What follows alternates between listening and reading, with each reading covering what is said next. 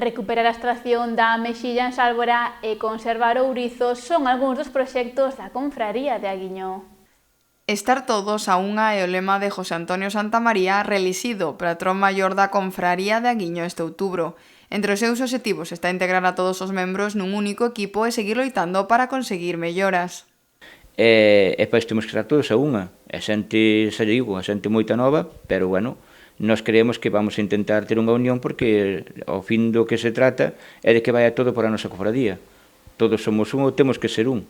Ese é o que ten que ser, ese é o que sempre digo aos meus. Uns poden estar máis a favor de min e outros máis en contra.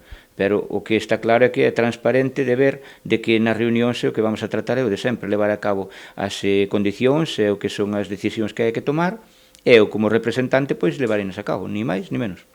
Recuperar os bancos da Meixa en Sálvora e conservar o ourizo son algúns dos plans que queren levar a cabo dende a Confraría de Aguiño. En infraestructuras hai varias melloras como o frigorífico. Despois, ideas que teño personalmente, pois foron cousas que quedaron aí un pouquiño estancadas por o tema do COVID.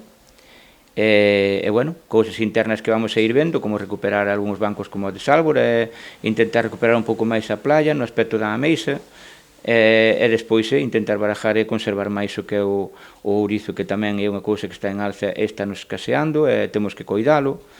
No aspecto despois de infraestructuras, pois temos algúns arreos que facer tanto internamente na cofradía como na lonxa no exterior, como tamén o frigorífico que temos que dar un paso adiante ca caso do Concello, que estamos mediando aí para intentar facer algo, porque é unha obra que hai que facer porque está en bastante malas condicións.